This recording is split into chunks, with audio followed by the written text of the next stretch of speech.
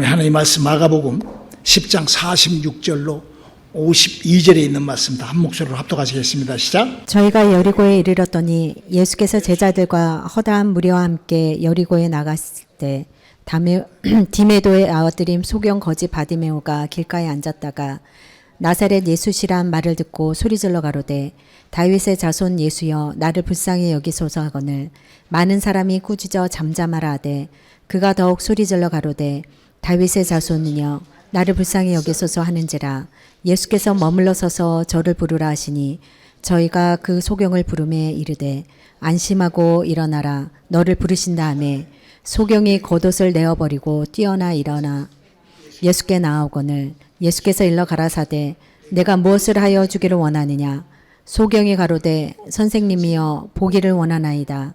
예수께서 이르시되 가라 내 믿음이 너를 구원하였느니라 하시니 저가 곧 보게 되어 예수를 길에서 쫓으니라. 성도 여러분, 우리나라 속담에 호랑이도 죽으면 가죽을 남긴다라는 말이 있어요. 또 뿐만 아니라 사람은 바로 죽으면서 그 사람의 이름을 남겨야 된다는 그런 경언이 있습니다. 성경이라는 책에 기록된 내용들, 하나님이 우리에게 주신 성경이라는 책 속에 들어있는 그 내용의 그 부탁도 네 인생 성공시키라는 거예요.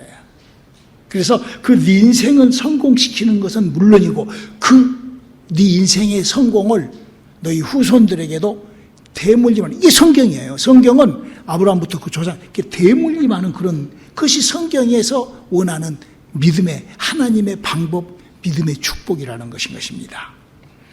우리 나의 믿음을 한번 정리하면서 앞으로 남아있는 나의 삶에 하나님의 축복, 하나님의 역사가 시작할 수 있도록 나의 믿음의 가치를 한번 더 상승시키는, 높이는 그런 믿음 생활을 한번 도전해 보시기를 바랍니다. 그리고 그 믿음을 바로 우리 자식들에게, 우리 후손들에게, 그래서 그 후손들에게 영향력을 주는 사람, 그런 사람으로 우리의 남은 시간을 채워보시기 바랍니다. 사랑하는 성도 여러분, 우리 속담에도 그런 말 있잖아요. 시도득은 못한다. 시도득은 못합니다. 그 시가 여지없이 그 시대로 나타나요. 그러나 이 믿음의 시도 마찬가지예요. 더더욱 이 믿음은 누가 도둑질해 갈 수도 없고 내게서 빼갈 수도 없는 게 믿음이에요. 그죠? 이 믿음은 내게 셋업이 되고 내가 이 믿음 발자국을 걷는다 하면은 누구에게 도둑 맞지도 않고 누구에게 당하지도 않는 거예요. 우리들의 믿음 생활이 바로 이런 것들입니다. 여러분, 우리가요 이렇게 믿음 생활을 참 멋지게, 정말 저는 70평생 이상 72년 동안 예수를 믿는데 70년 이상 예수를 믿고 제가 주님을 39에 만나가지고 지금 거의 한 33년 정도 이렇게 하나님의 그 말씀과 함께 이렇게 하는데, 내 주위에서 정말 믿음의 아름다운 사람들을 보면은요, 반드시 그 사람은 그 부모가, 그 엄마나 그 할머니나 그 아버지가 그 믿음에 대한 그런 간증을 해요. 여러분 많이 들어보셨잖아요. 저 역시도 마찬가지예요. 저희 어머니의 그 엄청난 그런 그 믿음의 간증 때문에 정말 그 엄청난 자폐와 간질이라는 그 무서운 그런 질병 속에서 빠져나와서 정말 지금 주님을 만나고 지금 저는 한 33년 동안 이보다도 더 행복한 시간이 없는 것 같아요. 우리가 그 믿음의 방향을 잘 발견하는 것, 내가 믿음을 어떻게 내가 발견하여 어떻게 내가 셋업해 나가는가는 너무나 중요하답니다. 우리 사랑하는 성도 여러분, 이 세상에서 가장 더럽고 또 가장 거지가 많은 나라가 인도라고 합니다. 아프리카보다도 더 많아요, 거지가. 인도를 가면은요, 공항에서 내려가지고 걸어가다가 전화를 하려고 잠깐 쓰면은 한 10명 정도가 거지떼가 붙은다.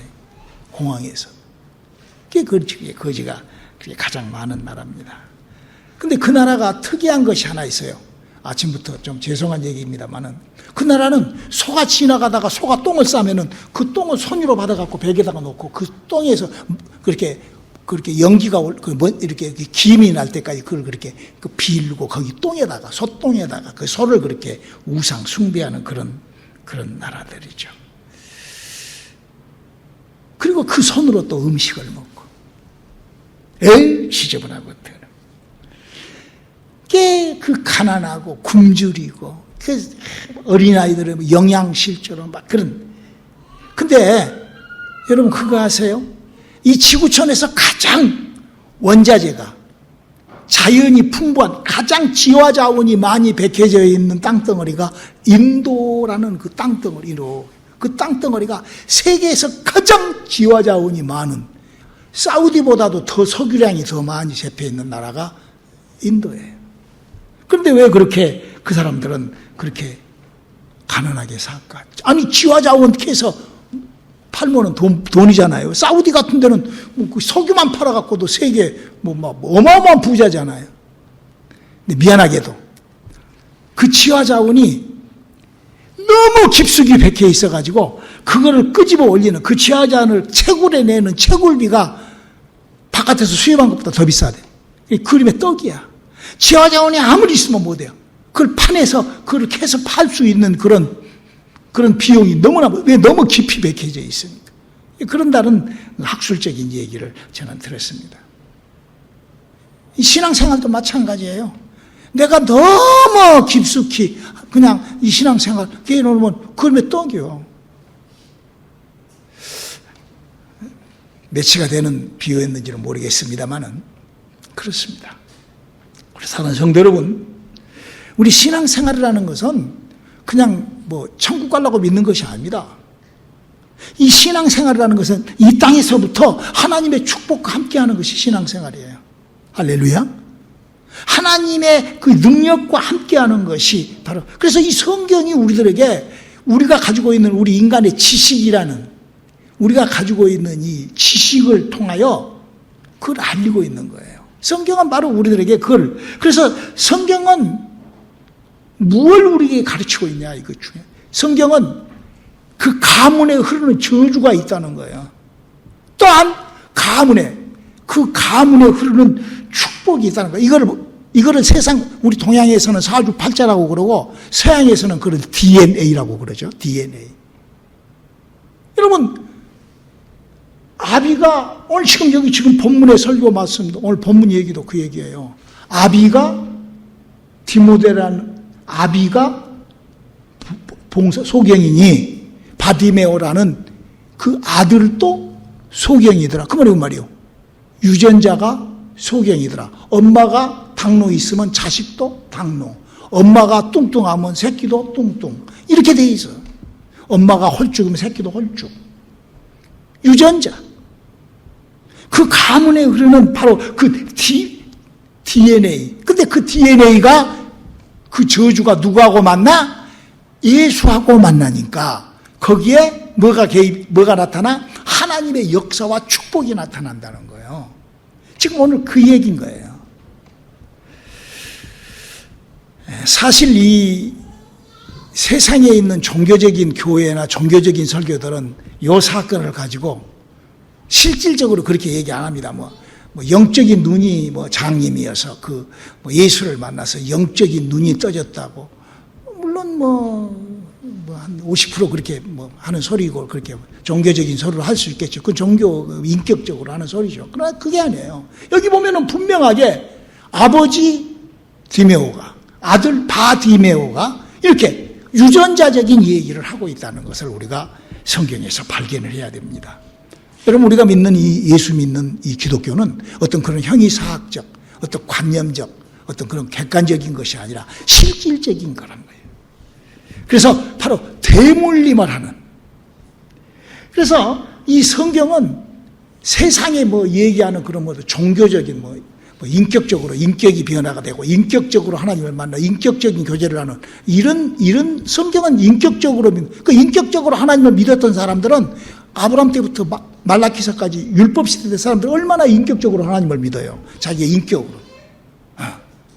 그 인격적으로 하나님을 믿고 인격적으로 하나님하고 관계하면은 영혼의 구원하고는 관계도 없는 거예요. 그래서 우리가 이거를 잘 알아야 됩니다. 그래서 예수님께서 2000년 전에 오셔가지고 우리들에게 믿음을 주면서, 그 믿음이 뭐냐면 네 DNA를 바꾸라는 거야. 네 속에 들어있는 그런 DNA를 바꾸치게 하는 거예요. 어떻게? 지옥 자식에서 어디 자식으로? 천국 자식으로. 세상 사람에서 누구로? 하나님의 사람으로. 이렇게 DNA가 완전히 바꿔지는 거예요. 내 유전자가 완전히 바꿔지는 거예요. 저 세상에서는 그냥 그 인격적으로 지식으로 그냥 뭐 기독교라는 종교 속에서 뭐 수상적으로 뭐 내 인격적으로 뭐 이렇게 그러나 그런 것이 아니죠. 우리가 이걸 분명히 알아야 돼요. 예수님 당시 때도 하나님을 인격적으로 바리새인 사도 율법자들이죠.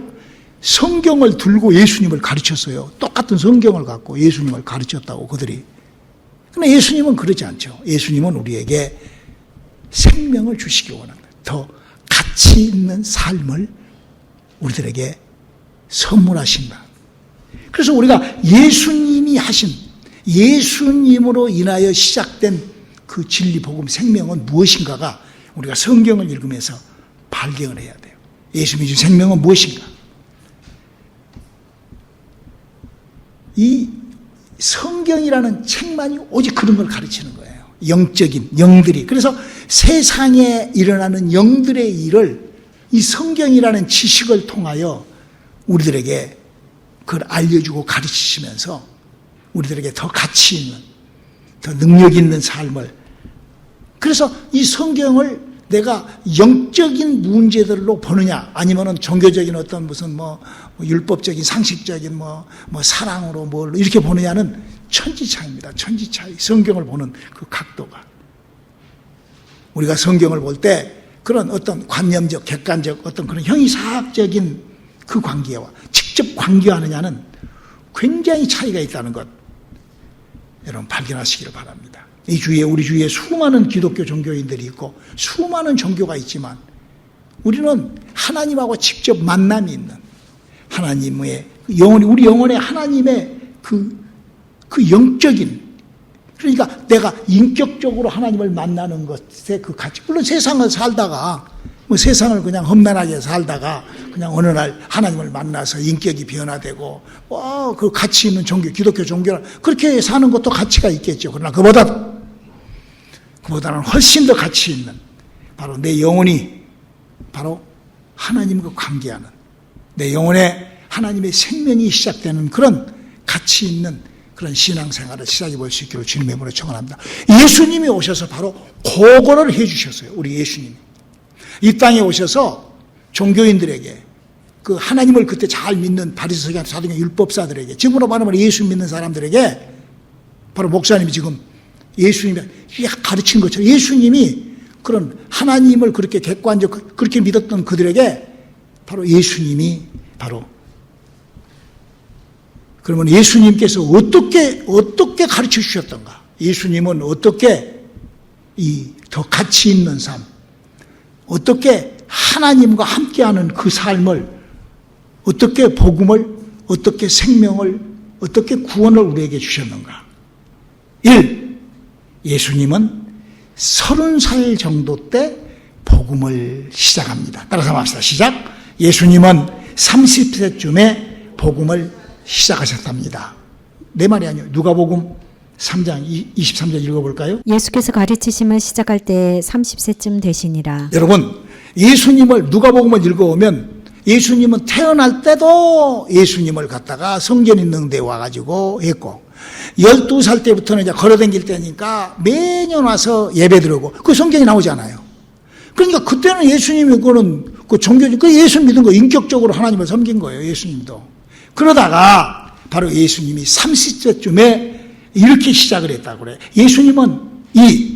예수님은 어떤 상황을 통하여 하나님과 하나가 되었을까? 예수님이 하나님과 하나 됐거든, 하나님처럼. 자, 한번 우리 다 같이 한번 이 얘기를 합시다. 시작. 예수님은 어떤 상황을 통하여 하나님과 하나가 되었는가? 할렐루야. 성경의 기록입니다. 자, 한번 마태복음 3장 16절로 17절 한번 읽어볼까요? 예수께서 세례를 받으시고 곧 물에서 올라오실새 하늘이 열리고 하나님의 성령이 비둘기같이 내려 자기 위에 임하심을 보시더니 하늘로서 소리가 있어 말씀하시되 이는 내 사랑하는 아들이요 내 기뻐하는 자라 하시니라. 네, 성경의 역사상, 이 성경이 쓰여져 있는 역사상 처음으로 성령이 사람의 영혼에 입성하시는 장면이에요, 이 장면이. 그러니까 우리 지난 수요일 날 우리 가빈 엄마가 여기서 목사님 안수하고 이렇게 기도할 때 성령이면서 막 방언 임하고 은사가 임하고 그랬잖아요. 뭐 우리 교회야 누구든지 원하면 와서 안수받고 그리고 다 방언하고 다 그래서 그거 지금 예수님이 그렇게 한 거예요. 그건 뭐 기독교 종교에서는 그렇게 안 하죠. 세상 어디 그렇게 한 데가 있어요. 우리 교회, 이 예수님의 교회에서만, 그래서 사람이, 하나님의 영이 사람의 그 영혼 속으로 하나님의 영이 입성하시는, 그래서 하나님의 신을 모시는 육체가 되는 거예요. 하나님하고 유전자가 하나가 되는 복음, 진리, 생명은 그렇게 시작한다고 성경은 얘기를 하고 있습니다. 저는 지금 내가 예수를 믿을 때 어떻게 믿어야 가치 있는 믿음 생활, 어떤 가치를, 어떤 질을 높이는 것이 그 설교를 지금 하고 있는 것이에요. 그게 내 말이 아니요. 성령이 사람 몸속에 들어오는 것이, 그것이 내가 만들어내고 뭐 특별한 기술이 아니야. 요한계시록 3장 20절 한번 읽어볼까요? 볼지어다 내가 문 밖에 서서 두드리노니 누구든지 내 음성을 듣고 문을 열면 내가 그에게로 들어가 그로 더불어 먹고 그는 나로 더불어 먹으리라. 하나님은 영이시지만 존재이시고 그 하나님의 영은 사람의 영혼과 이렇게 접붙임, 이렇게 웰딩, 이렇게 돌 감람나무가 창 감람나무에 접붙임하듯이 그렇게 하시려고 하나님이 인간을 창조하셨고 그렇게 하나님 계획하심으로 하나님께서 우리 인간의 영혼 속으로 쑥 들어와서 우리의 영혼에 그렇게 접붙임을 하는 거예요. 그래서 사도 바울은 예수를 믿는 것은 이렇게 믿어야 된다는 FM을 딱 사도행전 19장 2절에 기록되어 있죠. 가로되 너희가 믿을 때에 성령을 받았느냐? 가로되 아니라 우리는 성령이 있음도 듣지 못하였노라. 그러니까 지금 예수님이 30살 동안 인격적으로 하나님을 만나고 인격적인 하나님과 인격적인 교제를 나누다가 29살 때까지 그러다가 요단강에서 하나님의 성령을 몸 밖에서 몸 안으로 모셔드리는 그 작업이 바로 우리도 예수를 믿을 때 그런 작업을 하는 것이 그것이 정상적인 예수를 믿는 거라 이거예요. 그냥 왔다리 갔다리 그냥 개모임 하듯이 왔다 갔다 하는 것이 아니라. 그래서 이렇게 그러므로 말미암아 어떻게 돼요? 그 성령이 사람 속에 들어오면 존재이시니까. 고린도전서 12장 4절로 10절까지는 9가지의 은사가 나타나고 할렐루야. 그 중에 특별히 방언으로 방언을 임하잖아요. 그런 것은 바로 그 죽어있던 아람과 하와로부터 죽었던 영이 살아서 활동이 시작된다. 영이 살아 움틀거린다라고 고린도전서 14장 2절은 기록하고 있다는 것이죠. 지금 우리가 예수를 믿으면서 여러분들은 어떤 하나님의 보상을 받기를 시작을 했으며 어떻게 믿는 것이 정말 내 믿음의 가치인 믿음인가를 지금 성경은 지금 그거를 우리들에게 믿음의 가치를 좀 알고 그냥 아무렇게 그냥 그렇게 살지 말고 성경에 기록된 인도를 받고 살라고 가르치고 있는 거예요. 그래서 인간은 영이 죽어있기 때문에 하나님으로부터 신내림을 받아 그 하나님의 신의 영으로 성령으로 가르쳐주고 성령으로 생각나게 하시고 의와 생명의 길로 인도하시는 인도하는 길을 받으시길 주님의 이름으로 축원합니다. 할렐루야. 여러분 한번 가만히 한번 생각을 해보세요. 내가 하나님의 영으로 거듭나지 못한 사람은 내가 그냥 환경과 처지와 형편 나도 내 안에서 나도 안 하려고 그랬는데 막 거짓말이나 하고 아마 그런 거 여러분 조금 이렇게 내가 신경을 쓰면 느낄 거예요. 금방. 그렇죠? 내 안에 두 마음이 있다는 거. 나는 이러고 싶은데 그게 지금 어떤 것에 의한 그를 한번 나를 그렇게 누군가가 조정하고 있다고 한번 생각을 해봐요. 그것이 바로 성경은 바로 너희가 마귀 영이 죽어있기 때문에 그걸 전혀 감지를 못하지만 바로 조금만 깊이 생각해 보면 나의 감정도 흔들리고 나에게 어떤 그런 생각 같은 것들이 이렇게 쑥쑥 들어왔다 나갔다 하고 이런 것들을 볼 때 바로 영적인 그런 일들이 있다는 거죠. 그래서 성경은 우리들에게 세상에서 일어나는 풍습과 하나님의 일을 이렇게 딱 구분하고 있어요. 요한일서 2장 16절을 한번 읽어볼까요? 이는 세상에 있는 모든 것이 육신의 정욕과 안목의 정욕과 이생의 자랑이니 다 아버지께로 쫓아온 것이 아니요 세상으로 쫓아온 것이니라. 여기 지금 뭘 기록하고 있어요? 바로 하나님께로 온 것이 바로 성령으로 말미암지 않고는 결단코 바로 되지 않는다. 이렇게 얘기를 하고 있는 것이죠. 우리가 정말 하나님의 영이 우리에게 어떻게 일을 하시는가. 그래서 우리는 하나님의 성령으로 인도함을 받지 못한 사람은 성경은 이렇게, 자, 네 번째로 마귀의 신내림으로 그 인생을 살아간다라고 기록하고 있어요. 우리 한번 읽어볼까요? 시작. 마귀의 신내림으로 그 인생을 살아갑니다. 성경은 그렇게 기록하고 있어요. 어디에 기록되어 있냐고요? 요한복음 8장 44절에 기록되어 있습니다. 너희는 너희 아비 마귀에게 났으니 너희 아비의 욕심을 너희도 행하고자 하느니라. 저는 처음부터 살인하는 자요 진리가 그 속에 없으므로 진리에 서지 못하고 거짓을 말할 때마다 제 것으로 말하나니 이는 저가 거짓말장이요 거짓의 아비가 되었음이니라. 그러니까 예수님께서 오셔서 바리새인 사도인 율법사들에게 너희들 독사의 새끼짓을 하는구나. 그 말이 뭔 말이에요? 그 종교 지도자들이에요. 지금으로 말하면 목사님들하고 똑같은 거예요. 그들도 나름 하나님의 성경책을 들고 하나님의 말씀을 막 가르치고 막 예수님 왔을 때 그랬다고. 그런데 그 가르치는 것이 짧았어. 인격적이었어. 그건 마귀가 만들어 놓은 종교라는 거예요. 왜? 그걸로 구원을 못 받으니까. 그런 걸로 내 영혼의 생명이 들어가지 못하니까. 이런 부분들도 우리가 잘 발견하고 구분 지을 수 있으면 참 좋을 것 같아요. 바로 우리가 예수 그리스도로 말미암아 우리에게 찾아오시는 바로 그 성령으로. 그래서 성경은 우리들에게 이렇게 다섯 번째로 성령을 받으라고 부탁을 하죠. 어떻게 성령을? 요한복음 10장 30절을 한번 읽어볼까요? 나와 아버지는 하나이니라 하신대. 예수님이 아버지하고 예수님이 사람이에요. 우리하고 똑같은 이목구비가 있고 코, 눈. 예수님도 십자가에 달고 너무 막 피를 다 쏟아버리니까 어쨌죠? 죽었죠. 사람이요, 예수님도. 예수님이 무슨 그런 게 아니에요. 사람이었어요. 근데 그 사람이 어떻게 하나님하고 하나가 돼요? 바로 하나님의 영으로 하나가 되는 거예요. 무슨 내가 그냥 아는 것이 하나예요? No.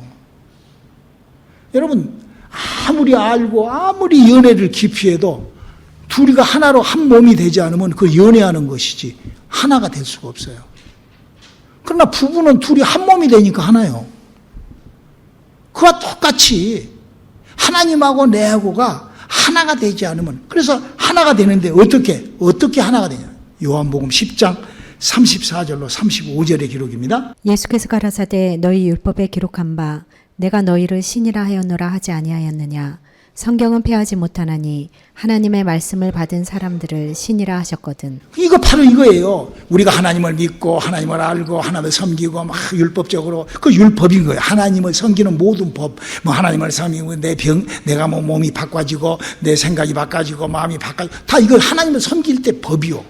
그래서 내가 사랑하고 내가 내 이웃을 사랑하고 내가 막 예수를 믿고 막 이거 다 종교가 하는 거예요. 딱 하나가 같이 있는 거예요. 그 모든 것에서 같이 내 영혼이 살기 위하여 그런 모든 믿음이 필요한 거라. 사랑도 필요하고 예수를 믿는 것도 다 필요한데 뭐가 부족해? 영이 살아나지 않으면 헛것이라는 거예요. 그래서 예수님께서 살리는 것은 영이니 모든 것은 헛것이다. 요한복음 6장 63절에 그렇게 얘기를 하고 계신다. 가치. 무엇이 가치? 여러분 세상 종교는요. 그래서 누가 세답을 해나? 마귀가 그렇게 세답하는 거예요. 다 하라는 거예요. 마귀는 다 예수도 믿고 다 하라는 거예요. 다 할 짓 다 해봐라. 단 네 아담과 하와로부터 죽어있던 영만 살아나지 못하게 딱 가로막고 있는 거예요. 그것만 딱 못하게 다 하고 아주 다 하고 사람의 영이 살아나는 것을 딱 가로막고 있어요. 우리는 그 영혼을 살리는 작업에 우리의 믿음들이 그게 우리 기독교 종교와 성경이 가르치는 것이 성경은 뭔 얘기를 하고 있어요?